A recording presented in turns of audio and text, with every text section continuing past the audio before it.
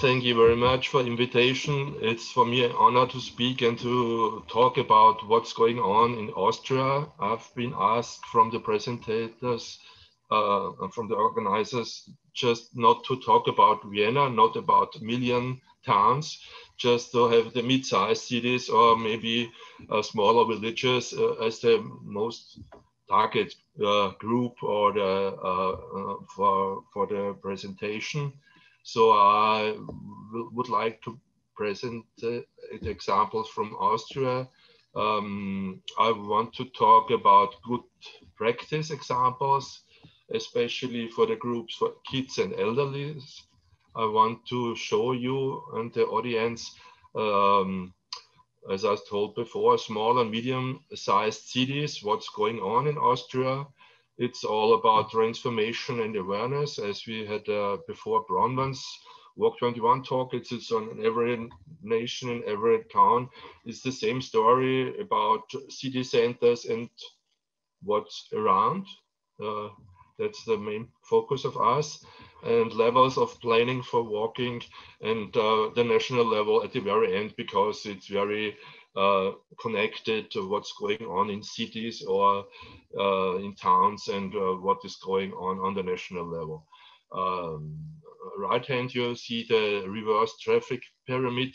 That's all about we are talking now. It's easier because flying is not the main thing at the moment in COVID times, but who knows in 1 or 2 years.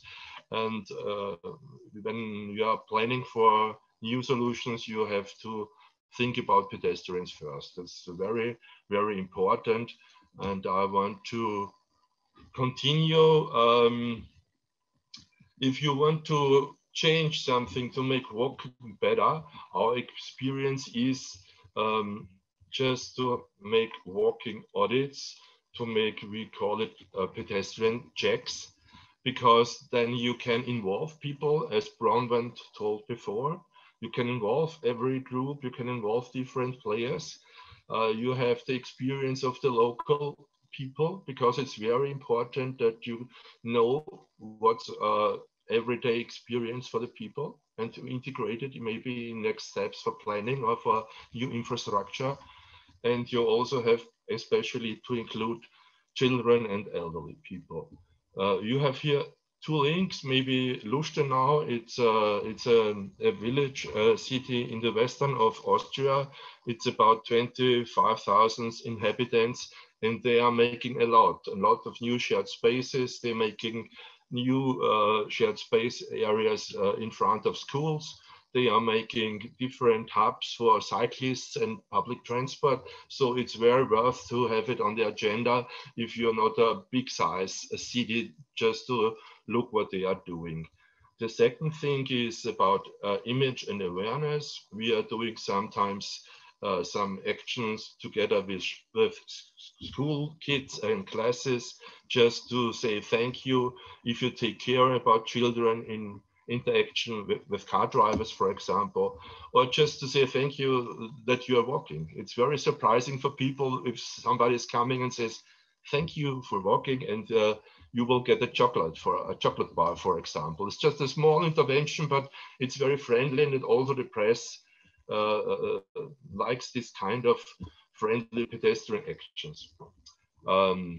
Concerning infrastructure measurements, as I told before, walkability checks is very important, because you have the dialogue. It's very important to have the dialogue, to have the observations, and to have maybe feedback possibilities for all the groups. They can't, all the individuals, they can't take part at some maybe walking audits. They are busy at this time, so they have other opportunities to say what's going on and what are wishes.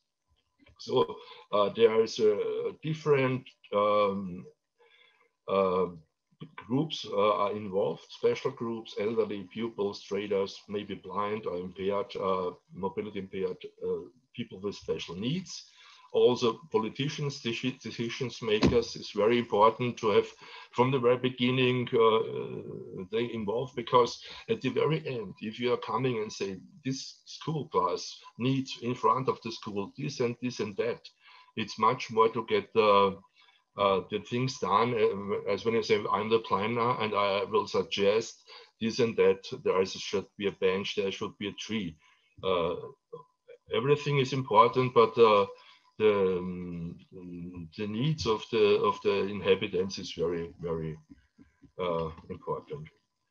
Another example is concerning the schools and around schools areas.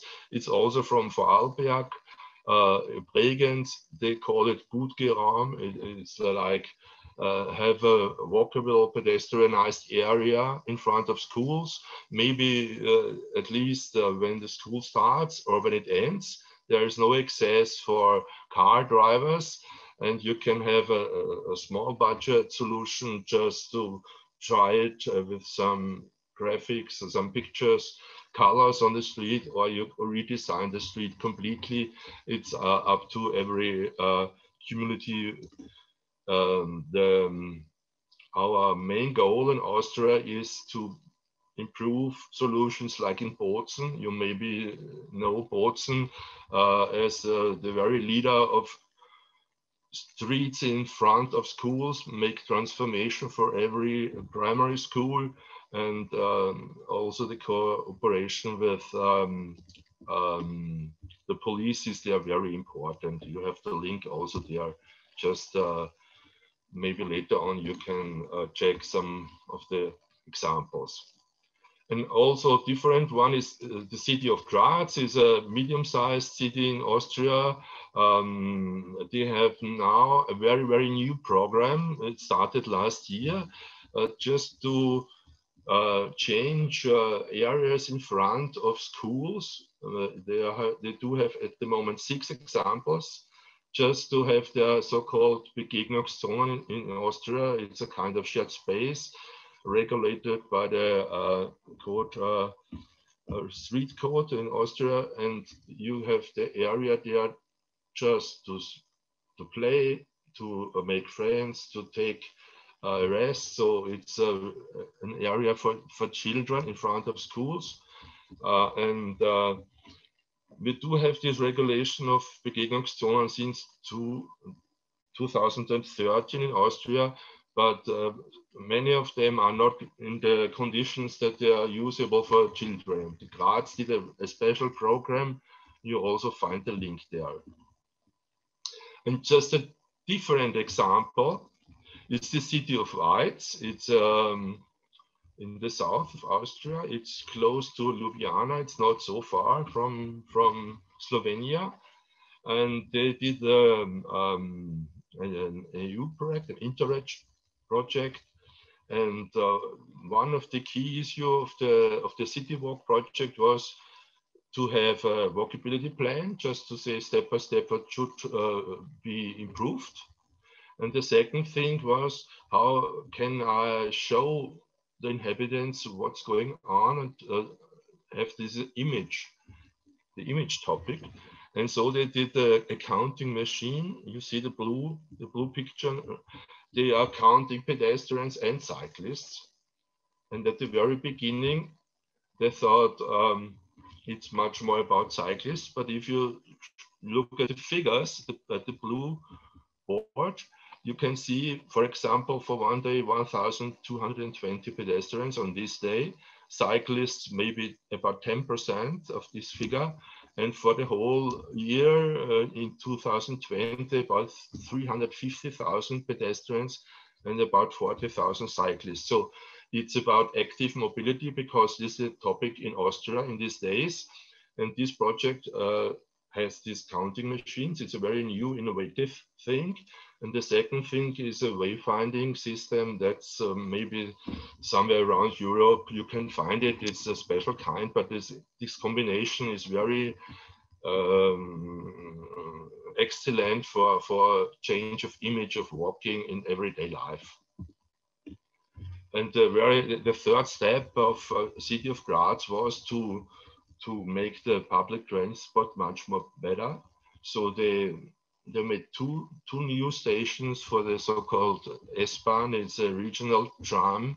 It's like a regional train in the city center and close to schools. So they do have the chance to have a new image there, new signage, new environment, modern, just to say, come on, drive with us, go to cinema in the evening, buy public transport from the region, and it's a kind of multimodal hub. That's the third part. The fourth part is about the elderly, the golden ages on food. They are on the main target group for us, because maybe when you are getting older, you are having 70%, 80% of your trips on food, compared to 20 years before. It's a slightly different thing. And when we are making the pedestrian quality checks, when we are involving the children, and when we are knowing what the wishes of the elderly, then the benefits in between, they are for all. You get new surfaces, you get new pavements, you get no paving, you get access barrier free, you get new benches. They know where they are needing it. So it's this kind of dialogue is very important. As a summary, for walking environment, the analyzing of the network is very important. It shows some strengths and weaknesses, of course, and the cooperation with the municipalities and the stakeholders is very, very important. On this slide, you can just see maybe a map with the measures on it. It's for sure, walking is always an issue. You have very, very small measures, there, this, then, green light, red light, no light, no light, new surface, dangerous crossing. So it's if you're putting them together, you can have a good map. And there's one example from Lustenau. At the moment, we are running a project in an area not so far from Vienna. It's called City of Mödling on food. It's now in progress. It's very interesting because it's the main focus is around public transport hub, and it also involves school kids and elderly. It's also based on a questionnaire that's around all inhabitants via media supported, and we are doing there some audits, workshops, observations, action plans, and so on. Action plan at the very end is very important because the municipalities, they want to know what should we do the next 2 years, what should we do at the moment, maybe what is the target for the next 5 or 8 years. So you have to say that has the priority 1, 2, 3, and discuss it together. If we are discussing how we can get the walking on the agenda much more, also concerning politicians and also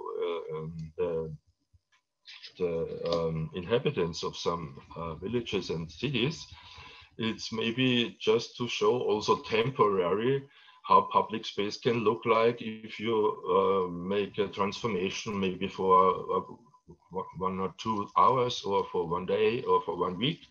And that's very good because most of the people say that's very good, maybe you should do it here or there, and that's an intervention that's not so expensive.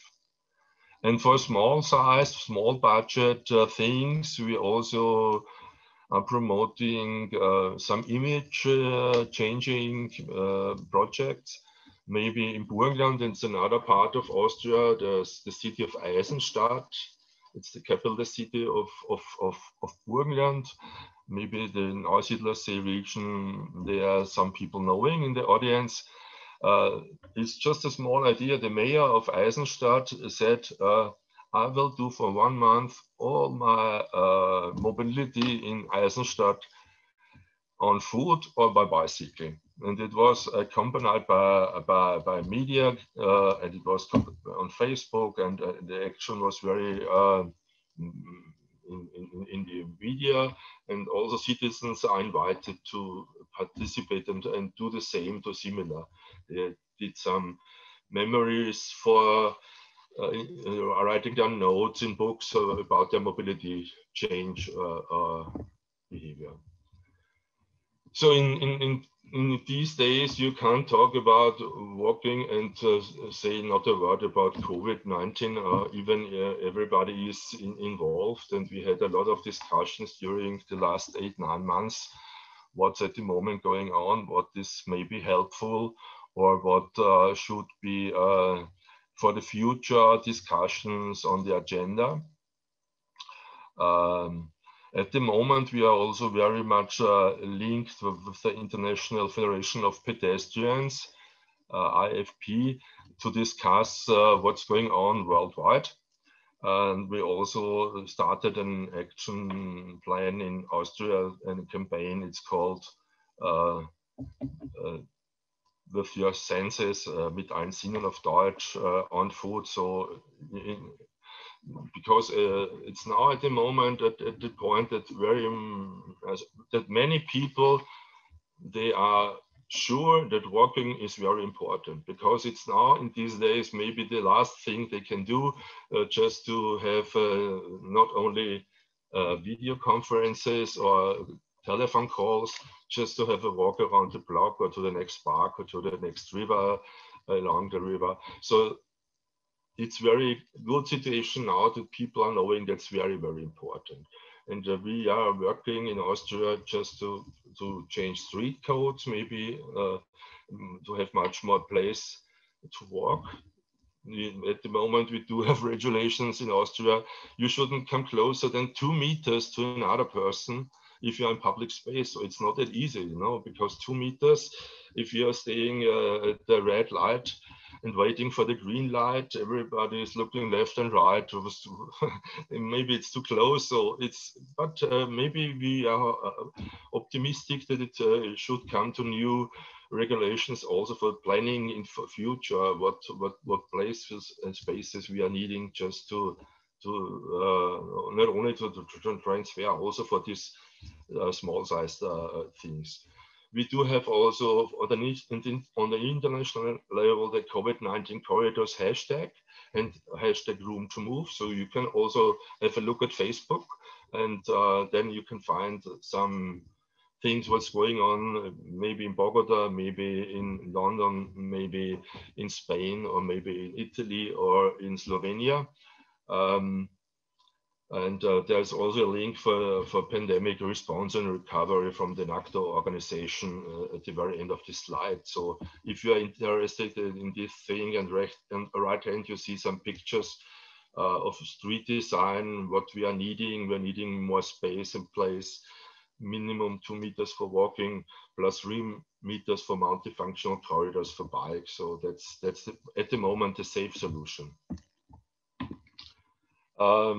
Coming to the last part of my speech, I just want to mention that in Austria, the Begegnungszonen regulation is very important. It's a kind of shared space regulated in the code of for streets. Since 2013, we can do this kind of new street design and new solution.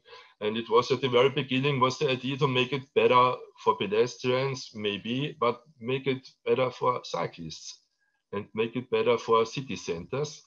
And at these days, most of the Austrian, also smaller villages, are doing this kind of a new refurbishment, because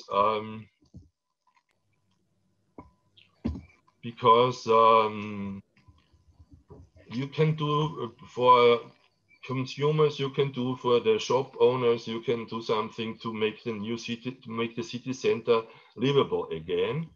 And we do have the documentation of all the Begegnungszonen in Austria.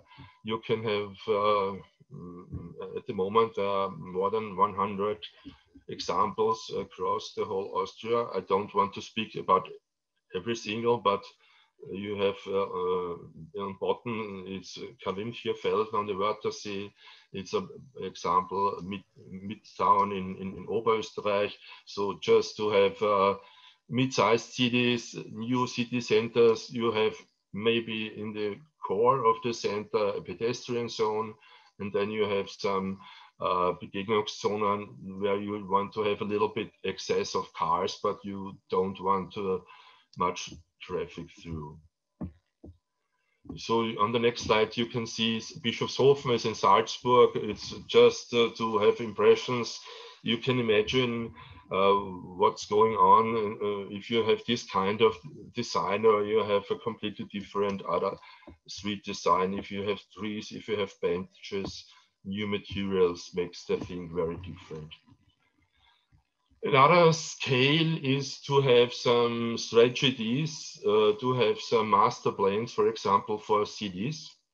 At the moment, we are working together with Comobile Gmunden to have such a strategy for Salzburg, city of Salzburg.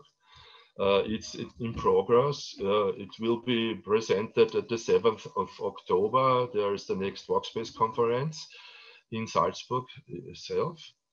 And it's a stakeholder-based process, and so many workshops done at the moment. And we are now in these days, we are defining the field of actions and also some key projects.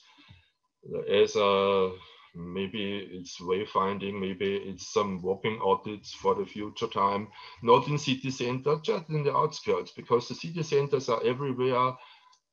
They are maybe 80%, 90% pedestrian friendly. But if you are going 2-3 kilometers outside of every city center, there is a different situation. There is a lot to do, also for image and evaluation. If you are interested in, you can also have a look at the link, but it's very important to have a program and have also budgets for the next years to make it clear. Now I'm coming to the national level in Austria, just a few words. We are running a conference every year just to show good practices, what's going on, what discussions are on top. Also to have the floor for good practice. This year we have the 23rd of April. You can announce if you want to give an input. It's about master plans for walking. It's about new mobility strategies, about new urban quarters, about dialogues, audits, and participation, and also spaces in the city to relax and to take a rest, for example.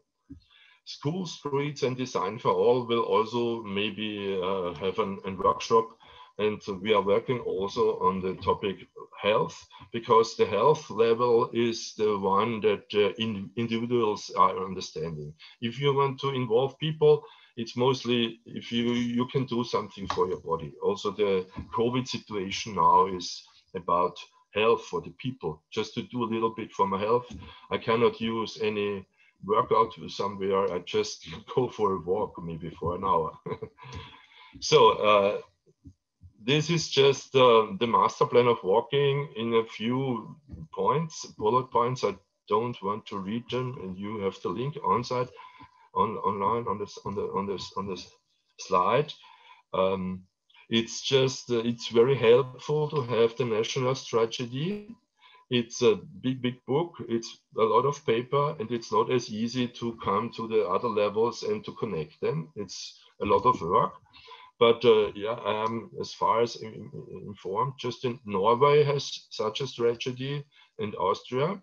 And it's very helpful also because many of the cities want to do anything, and it's sometimes also a question of budgets.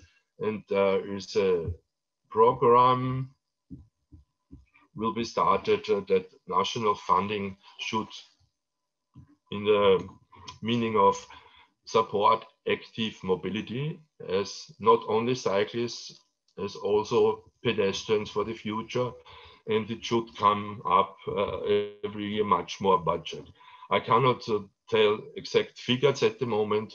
We do have 40 million euro a year for active mobility in Austria on the national level, and it's at these days mostly for cyclist projects, but there should be a change for the next years. A very helpful thing is a national working group on walking. It's part of this master plan. It's moderated by the Environment Agency of Austria, the Umweltbundesamt. It has in the last 2 years 9 meetings concerning several topics. At the moment, we do have in February next meeting is the road traffic regulation, the main point, just to make the code for streets much more pedestrian friendly. Just to have a walk through the regulations and say this and that should be changed. And the ideas of this working group is to have walking audits also on regional level, maybe funded by the national level for the next 2-3 years, to have image campaign upcoming. And in the Salzburg conference, 7th October, there should be a good practice award handed over for walking. It's a very good thing to give a platform to all these people are hardworking to get better solutions. As I told you, national funding for walking, it's up to the agenda. If you are interested, the last conference from Workspace was in 2020 in Freistadt. It's a mid-sized city, and if you're interested in the inputs, the links to the films you have there, it's in German, but you can get also impressions and how it works. So at the very end, there are some links if you're interested for publications for the national level, for Klimaaktiv Mobil, they are calling it. It's a program of the Ministry of Climate, and we do have some changes on the national level during the last year because of the results of the elections. So it's on the national level a change from for mobility, for active mobility is on the top agenda at the moment. That's very helpful for every other cities and communities. They are interested to do their new things, to have some pilot projects and so on. There's also the National Action Plan for health, and the conference also from the workspace thing. Just 3-4 words on my personal resume is we are doing everywhere in Europe or across the world some pilot projects, and I think it's now the moment to have serial production, so have standards that you make it everywhere, to roll it out, not on one pilot area, just to have it, for example, in every city, just also in the outskirts. The transformation should start and be always with qualities. Public transport is very in the core, because you can't walk far if you don't have good access to public transport. And the walking should also take place on every level of planning. The targets should be get closer. In COVID times, you are always have the choice to go maybe 2 kilometers somewhere, and what you get in this area you can also buy if the shops are open, and if there is a kindergarten or a school for your kids. If you have to go much more far, if you don't have any shopping facility, it's not as easy, and people are knowing it now.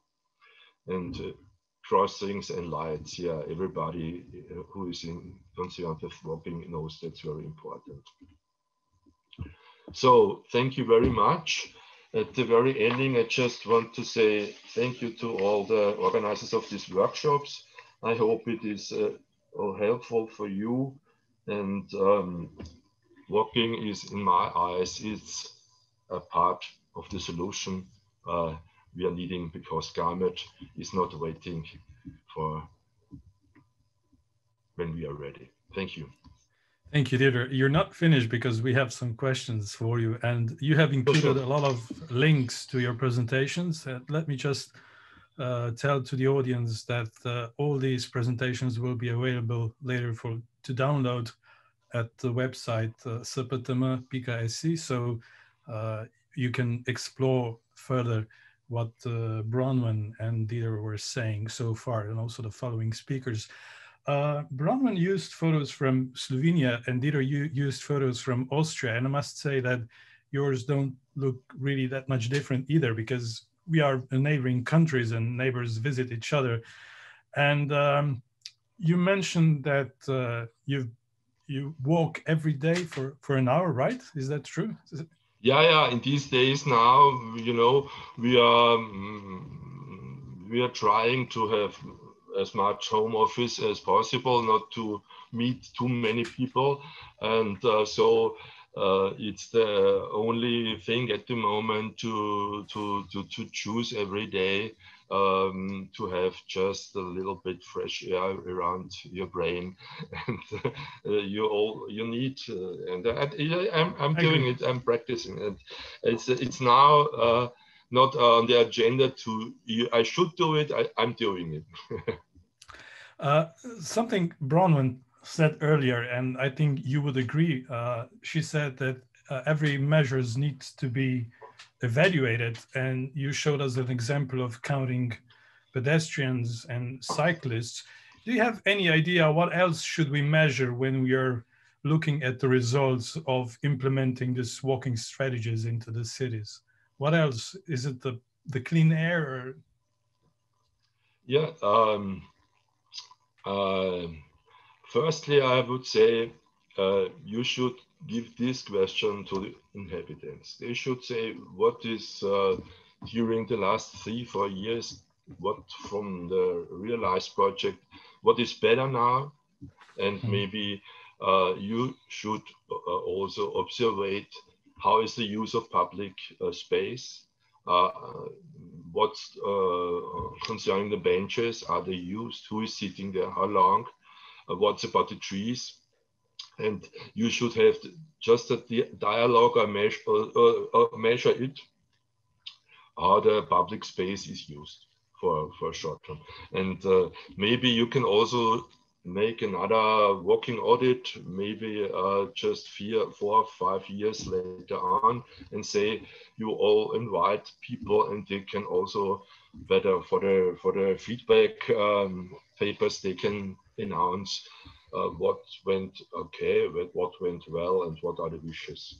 And it should not only be such like CO2, it's just maybe closer to the humans. Where do they want shadow? Where do you want benches? Where do you want trees? Where do you want to have maybe a shop to buy things to eat and drink? True. I will continue reading news from the comments from the chat. And meanwhile, you can stop sharing the screen. Are you using a question from Luca? Are you using some standard method for walking audits? For walking audits, the measures mostly are about what's the area in front of a school. Maybe there is some transformation on the agenda. Yeah. Maybe there is also on the agenda the director and the teachers should also use active mobility, because they are very important persons for the children, and they should be maybe kind of the children are looking what they are doing. Most of the other things are about there is a too short time for green light, because the elderly are saying sometimes 1 or 2 seconds are missing, or maybe more, but it's not too much, you know. But it's the planners are not thinking about the elderly and the slower walkers, And maybe it's also a discussion about how to make it safe for children, because they can see cars and the drivers can see them. Yeah, it's just sometimes smaller things, and maybe it's about the speed, not to have a difference in speed, like the walkers have 3 kilometers per hour, car drivers at 50, and when they are close, so it's not safe for children. It's something like that. Or the elderly are saying, yes, I'm going out and I know it's good for my health, but I can just walk to the rest at the next bench. And if there is one, I can go there. But I need a second one to have a much more experience, maybe the day after this one. So that's if you want to have the elderly living in their neighborhood, in their existing neighborhood, as long as they can, you should provide the infrastructure they are needing. And just ask them, they will tell you. So true. So true. A question from Elias: how much is Klimaaktiv program supporting your activities? This is a government's attempt to tackle climate change in Austria. Yeah, at the moment they are supporting on the national level 40 million for active mobility. It's all about cycling in Austria. It's all about maybe mobility change. They are also having a program to get in touch with some companies to change their mobility behavior from the workers or big companies, schools, and so on, and also walking. We are especially supported by for the national conference from this program, and maybe in the next years, for example, to have 4, 6, 7 pedestrian check things. And the rest is on the agenda. I don't know. It's just to be part of the working group to say what should be done. But the decision makers, you know, at the moment they are quite open-minded in principle, but it's not as easy to say make it easy for communities to get the money, but make it also fair to have criteria how it works.